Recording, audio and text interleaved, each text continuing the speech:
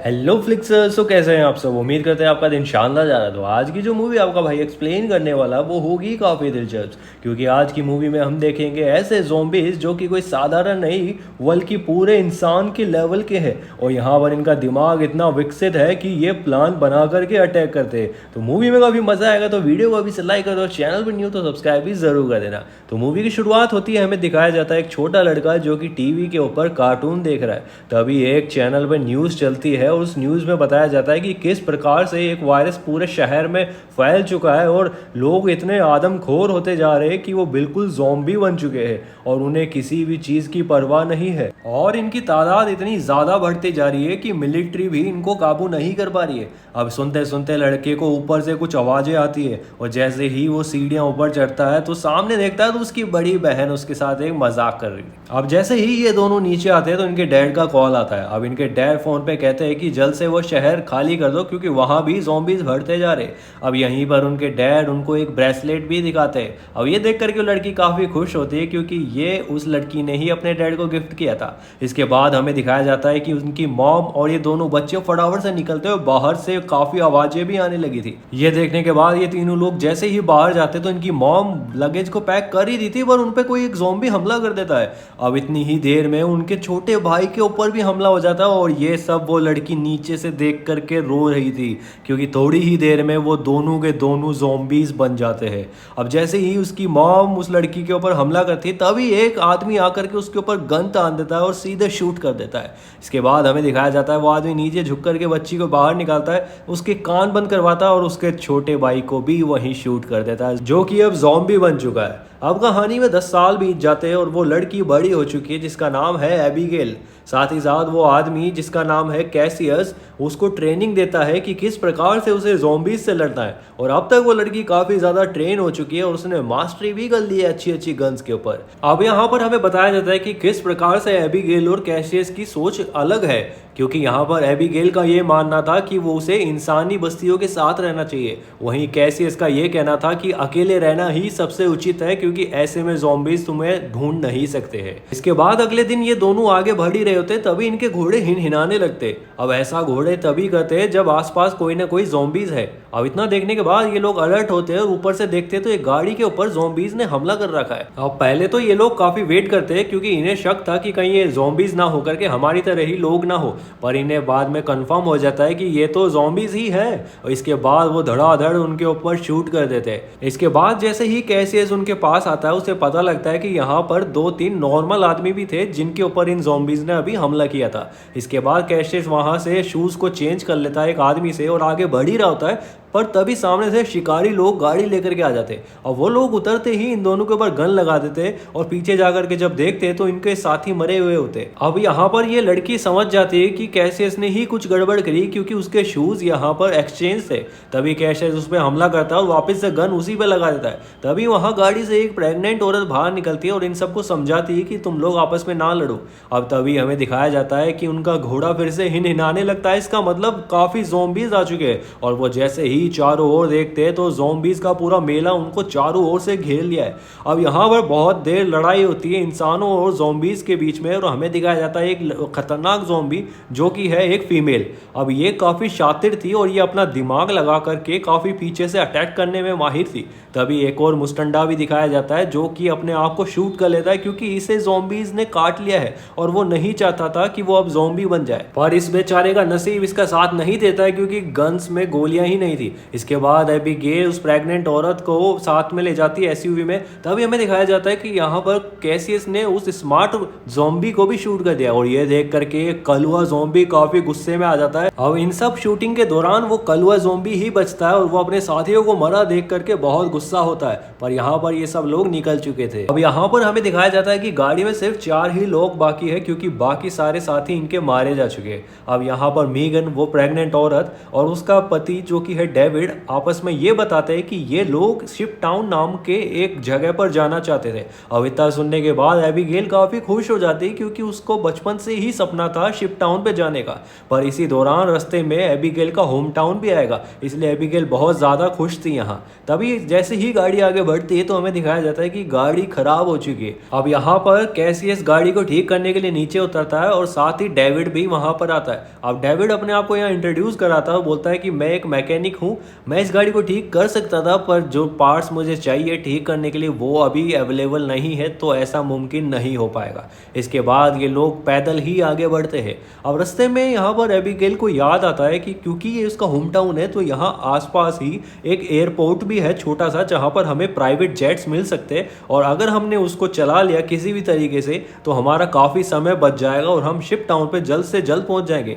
अब कैसियस को इन बातों पे कोई भरोसा नहीं था क्योंकि उसे नहीं लगता था कि कोई प्लेन इतने सालों बाद मिलेगा, पर यहाँ पर बाकी तीनों का कहना था कि ऐसा हो सकता है। तो यहाँ पर ये चारों फाइनली डिसाइड करते हैं कि वो आखिरकार वहाँ एयरपोर्ट पे चल देंगे। अब जैसे तैसे करके ये लोग एयरपोर्ट पे आ जाते हैं पर यहाँ पर इनको कोई भी प्लेन नहीं मिलता है। तभी कैसियस बोलता है कि मैंने पहले ही बोला था यहाँ पर समय बर्बाद करने की कोई ज़रूरत नहीं थी तुम्हें। तभी यहाँ पर एबिगेल को भरोसा था कि क्योंकि उसके डैड ने एक हैंगर खरीदा था यहाँ पर ऑलरेडी, जहाँ पर एक प्राइवेट प्लेन खड़ा होना चाहिए, और उसका अनुमान सही निकलता है क्योंकि जैसे ही वो गेट को खोलती है तो वहाँ पर एक प्राइवेट प्लेन खड़ा था। और ये देख करके एबिगेल बहुत खुश होती है क्योंकि उसने अपने आप को कैसियस के आगे प्रूव कर दिया है। अब यहाँ पर डेविड मैकेनिक आता है आगे और बोलता है कि यहाँ पर थोड़े फिक्सेस करने होंगे प्लेन को अगर अच्छे से उड़ाना है, क्योंकि ये सीधे ऐसे नहीं उड़ सकता। इसके बाद एबिगेल और कैसियस वॉच टावर पे जाकर के पहरेदारी करना चालू करे ही नहीं थे, पर तभी वहाँ पर ज़ॉम्बीज़ का मेला आ जाता है। अब ये देख करके ये चारों लोग जल्दी से भागते हैं और प्लेन को स्टार्ट करते हैं। अब यहाँ पर इनकी किस्मत साथ देती है क्योंकि प्लेन भी स्टार्ट हो जाता है। तभी वो काला राजा ज़ॉम्बी बहुत तेजी से इनकी तरफ दौड़ रहा था। अब यहाँ पर एबिगेल को हल्का हल्का ही याद था कि प्लेन को कैसे उड़ाते, पर वो फाइनली जैसे तैसे कर करके मैनेज कर ही रही होती है और यहाँ पर एक ज़ॉम्बी तो इनके गेट के अंदर भी पहुंच जाता है और कैसियस अपनी गन निकाल के उसको वहीं ढेर कर देता है। अब ये यहाँ पर दिखाया जाता है कि यहाँ पर एबिगेल ने उस प्लेन को आराम से उड़ा लिया है और वो काला राजा ज़ॉम्बी अभी भी बहुत दुखी है बेचारा। अब यहाँ पर ये चारों लोग काफ़ी खुश थे क्योंकि ये लोग यहाँ से बच के जा चुके, और इनकी खुशी थोड़ी देर ही टिकती है क्योंकि थोड़ी देर बाद ही प्लेन में पीछे से धुआं उठने लगता है और प्लेन टकराता सीधे पेड़ों के अंदर। यहाँ पर इनकी किस्मत अच्छी थी क्योंकि जैसे ही प्लेन पेड़ के टकराया था तो उसकी स्पीड बहुत कम हो गई थी और जैसे तैसे करके वो फाइनली चारों बच जाते। इसके बाद ये लोग पैदल थोड़ा और चलते हैं और पहुंच जाते हैं एक पुराने रेलवे स्टेशन पे। अब यहाँ पर कैसियस अपनी गन निकाल करके चारों ओर देखता है कि यहाँ कोई ज़ॉम्बी तो नहीं, और जैसे ही उसे सूचना मिलती है कि यहाँ कोई ज़ॉम्बी नहीं है तो वो यहाँ पर निर्णय लेते हैं कि आज रात वो यहीं बिताएंगे। और साथ ही साथ कैसियस यहाँ पर मैप में देखता है कि अगर उन्हें शिप टाउन पे जाना है तो एक पहाड़ को क्रॉस करना पड़ेगा जिसमें अभी समय है। अब यहाँ पर डेविड को दिखाया जाता है जो कि एक सुनसान डब्बे में जाकर के अपना एक घाव देखता है और यहाँ पर हमें पता लगता है कि डेविड इन्फेक्टेड हो चुका है। अब वो अपने आप को यहाँ शूट करने ही वाला था पर वो अपनी वाइफ के बारे में सोचता है और इस थॉट को छोड़ देता है। अगले दिन हमें दिखाया जाता है कि कैसियस को डेविड में कुछ शक होता है और वो उसको हमला कर देता है। तभी हमें दिखाया जाता है कि जैसे ही वो उसकी पैंट ऊपर करता है तो वहाँ पर उसे घाव दिखता है। अब यहाँ पर कैसे उसे शूट करने ही वाला था पर उसे भी उसकी वाइफ का ध्यान आता है और उसे वहीं छोड़ देता है। इसके बाद ये चारों लोग आगे बढ़ते हैं और रात हो जाती है। रात को हमें दिखाया जाता है कि यहाँ पर ये लोग एक घर के सामने पहुँच चुके। अब जैसे ही यहाँ पर कैसियस अंदर जाने की कोशिश करता है तभी एक सायरन और एक लाइट ऑन हो जाती है। अब इतना देखने के बाद एबिगेल को लगता है अंदर तो कोई है और वो आगे जाकर के बोलती है कि हमारा मंशा ऐसा कुछ नहीं है हमला करने की। अब वो आदमी इन पर शुरू में तो शक करता है और गन पॉइंट पे रखता है, पर जैसे ही वो मेगन को देखता है वो समझ जाता है कि इन्हें मदद की ज़रूरत है और वो अंदर इन्हें बुला लेता है। अब यहाँ पर ये लोग फ्रेश होते हैं और आराम से खाना खाने को रेडी होते हैं और ये आदमी भी इनकी बहुत देख रेख करता है। साथ ही साथ इसने यहाँ पर सोलर पैनल लगा रखा था जिसके कारण यहाँ पर लाइट अच्छी रहती थी। अब हमें दिखाया जाता है कि यहाँ पर वो आदमी इन सब के लिए ड्रिंक्स लेकर के आता है। अब ये यहाँ पर मज़े से ड्रिंक्स पी रहे होते हैं पर तभी यहाँ पर इनको इस आदमी के अंदर कुछ शक होता है क्योंकि इस आदमी का कहना था कि ज़ॉम्बीज़ ही इंसानियत का अगला चरण है और उन्हीं को इस दुनिया पे राज करना चाहिए। अब इसकी ये सब बातें सुन करके सबका दिमाग हिल चुका था। पर इससे पहले कि आगे कोई कुछ बोलता, अब डेविड की तबीयत बहुत ज़्यादा ख़राब हो जाती है। अब डेविड वॉशरूम में जा कर के देखता है तो उसका इन्फेक्शन बहुत ज़्यादा बढ़ चुका है। पर वो जैसे ही बाहर आता है तो यहाँ पर एबीगेल, केसीएस और मेगन तीनों बेहोश हो चुके हैं और वो आदमी एक मशीन लेकर के खड़ा है जिससे वो डेविड को कंट्रोल करता है। अब डेविड यहाँ पर बहुत ज़्यादा वीक फील करता है और बिल्कुल वहीं पर गिर जाता है। अब यहाँ पर हमें खुलासा होता है कि दरअसल ये एक आदमी सटका हुआ साइंटिस्ट है और इसने इन सभी के ड्रिंक्स में कुछ मिला दिया था, जिसका ही नतीजा है ये सब इस हालत में है। तभी हमें दिखाया जाता है कि वो साइंटिस्ट अपने डिवाइस के बारे में बताता है कि वो कैसे इसकी मदद से ज़ॉम्बीज़ को कंट्रोल कर सकता है और ज़ॉम्बीज़ का राजा बनेगा। तभी हमें दिखाया जाता है कि वो एक पीछे से पिंजरा खोलता है जिसके अंदर से उसकी वाइफ निकलती, जो कि ऑलरेडी ज़ॉम्बी बन चुकी है। अब वो इनको एक नमूना दिखाने के लिए उसके ऊपर कंट्रोल मशीन लगाता है और वो सच में काम करती है। अब जैसे ही वो औरत उसके ऊपर हमला करने वाली होती, तभी वहाँ पर डेविड अपनी शक्तियों के इस्तेमाल से रस्सी तोड़ा लेता है। क्योंकि डेविड यहाँ पर पूरा ज़ॉम्बी नहीं बना था तो वो अभी इन तीनों की भी मदद कर देता है और यहाँ पर साइंटिस्ट जो है मौके का फ़ायदा उठा करके भाग जाता है। तभी हमें दिखाया जाता है कि ये चारों लोग भी यहाँ से भाग जाते हैं और साइंटिस्ट की गाड़ी लेकर के वहाँ से तुरंत रवाना हो जाते हैं। अब ये देख करके साइंटिस्ट बौखला जाता है और वो हार नहीं मानने वाला है। तुरंत अपना डिवाइस लेकर के जंगल में मौजूद सभी ज़ॉम्बीज़ को कंट्रोल करके उनकी गाड़ी के पीछे लगा देता है। अब गाड़ी आगे जाकर के एक पेड़ से टकरा जाती है तो ये लोग डिसाइड करते हैं कि पैदल ही उन्हें आगे बढ़ना पड़ेगा।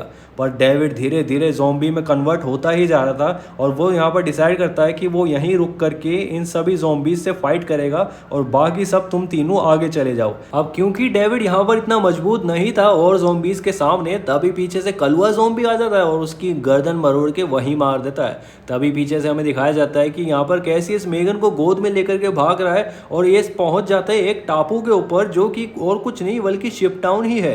अब वो जैसे ही इशारा करते हैं तो शिप टाउन के गार्ड्स वहां पर ज़ॉम्बीज़ को धड़ाधड़ शूट करने लगते हैं और मौके का फायदा उठा करके वो लोग नाव लेकर के आगे चले जाते हैं। अब यहाँ पर काला ज़ॉम्बी और उसका गैंग बहुत ज़्यादा गुस्से में थी और वो क्रॉस भी नहीं कर सकते थे क्योंकि बीच में एक नदी थी। अब यहाँ पर हमें दिखाया जाता है कि कैसियस मेगन को लेकर के तुरंत एक रूम में जाता है क्योंकि फिलहाल मेगन की डिलीवरी का टाइम हो चुका है। अगले सीन में हमें बताया जाता है कि यहाँ पर मेगन ने एक लड़की को जन्म दिया है, पर खून की कमी के कारण मेगन का सरवाइव करना बहुत मुश्किल है। यहाँ पर मेगन उस लड़की को कैसियस के हवाले करती है और कहती है कि इसे भी एबीगेल की तरह मजबूत बनाना। यहाँ पर कैसियस वादा करता है मेगन से कि ऐसा ही होगा। इसके बाद हमें दिखाया जाता है कि एबीगेल एक लड़के को अपना दोस्त बना चुकी है। यहाँ पर वो लड़का एबीगेल को पूरा एरिया घुमाता है और उसे यहाँ पर बहुत ज़्यादा मज़ा भी आता है। अब यहाँ पर एबीगेल ने ठान लिया था कि वो यहीं पर रहेगी ऐसे ही अपने जैसे लोगों के साथ, पर इसी दौरान वो देखती है तो वो लड़का एक सीक्रेट रूम में जा रहा है। तभी एबीगेल भी पीछा पीछा करती है और वहाँ देखती है तो वहाँ पर सीक्रेट बॉम्ब्स माइंस लगे हुए हैं और वहाँ पर एक वायरलेस रिमोट भी है। जैसे ही वो रिमोट को टच करने वाली थी वो लड़का आके उसे रोक देता है और बोलता है कि ये माइंस और ये बॉम्ब्स सिर्फ उस दिन के लिए है जब यहाँ पर भी गलती से कोई ज़ॉम्बीज़ आ जाएगा, क्योंकि उस दिन हम लोग नीचे के रास्ते से बाहर भाग जाएंगे और ये पूरा शिप टाउन धमाके से उड़ जाएगा। पर यहाँ पर इनको इस चीज़ का आइडिया नहीं था कि वो दिन आ चुका है और वो साइंटिस्ट सनकी वहाँ पर आ चुका है अपने कंट्रोलर के साथ और तभी वो वहाँ पर कलुआ ज़ॉम्बी को कंट्रोल कर लेता और ये लोग आपस में टीम अप कर लेते। तभी हमें दिखाया जाता है कि साइंटिस्ट की मदद से वो सारे ज़ॉम्बीज़ पानी को क्रॉस कर लेते और वो सभी वहाँ पर आदमखोर तरीके से उन सब के ऊपर टूट पड़ते। अब जैसे ही ये बात कैसियस को पता लगती है तो वो उल्टी दिशा में भागता है और उस बच्ची को, एक औरत को पकड़ा करके सीधे निकलता है एबीगेल की तलाश में। तभी वो देखता है कि एबीगेल भी वहाँ पर शूटिंग कर रही है। अब यहाँ पर जैसे ही वो एबीगेल की तरफ बढ़ता है तो एक ज़ॉम्बी का उसे धक्का लगता है और वो एक टनल के अंदर गिर जाता है और उसका सामना होता है उस सन की साइंटिस्ट से। अब वो साइंटिस्ट यहाँ पर इससे बदला ले रहा होता है, पर उसे ये नहीं पता होता है कि कैसियस इतना खतरनाक आदमी है। अब वो इसके डिवाइस को वहीं तोड़ देता है और यहाँ पर सारे ज़ॉम्बीज़ उसी के ऊपर चढ़ के उसको ख़त्म कर डालते हैं। इसके बाद हमें दिखाया जाता है कि बाकी सभी लोग टनल के नीचे के रास्ते से सेफ जोन की तरफ जा चुके हैं। तभी वो लड़का जो एबीगेल का दोस्त बना है एक रिमोट लेकर के खड़ा है और वो वेट कर रहा है कि कब कैसियस और एबीगेल बाहर आए और वो धमाका कर दे। वो दूसरी तरफ हमें दिखाया जाता है कि ये दोनों निकल के भाग ही रहे होते हैं, पर कलवा ज़ॉम्बी के ऊपर सीधे कैसियस हमला करता है कुल्हाड़ा लेकर के। अब यहाँ पर एबिगेल उस ज़ॉम्बी के हाथ में एक ब्रेसलेट देखती है जो कि उसने अपने डैड को गिफ्ट किया था। अब वो काफ़ी सोच रही होती है पर उसके पास सोचने का यहाँ पर समय नहीं होता है और कैसियस उसे खींच करके टनल में ले जाता है। अब वो लड़का देख लेता है कि ये लोग बाहर निकल ही रहे और वो वहाँ पर ब्लास्ट कर देता है और पूरा शिप टाउन धमाके से उड़ जाता है। अब यहाँ पर हमें दिखाया जाता है कि उस शिप डाउन का लीडर वहाँ पर आके अचानक से खड़ा हो जाता है और उनके ऊपर शूट करने ही वाला होता है क्योंकि वो भी इन्फेक्टेड हो चुका है। पर तभी पीछे से कलवा ज़ॉम्बी जिंदा निकलता है और वो उस आदमी को वहीं खा जाता है। अब यहाँ से भी कैसियस उसके ऊपर रश करता है और दोनों आपस में लड़ने भिड़ते हैं। तभी एबिगेल एक गन उठाती है और सीधे शूट करने ही वाली होती है पर उसे समझ में आ जाता है कि ये ज़ॉम्बी और कोई नहीं बल्कि उसके डैड ही है। पर फिलहाल वो उसको शूट कर देती है क्योंकि वो अभी उसके पालने वाले डैड के ऊपर अटैक कर रहा था। और यहाँ पर हमें दिखाया जाता है कि कैसियस और एबिगेल एक आइलैंड की तरफ देखते हैं क्योंकि अब ये अपना नेक्स्ट शिप टाउन यहीं पर बनाने वाले हैं। और इसी के साथ हमारी आज की मूवी खत्म होती है दोस्तों।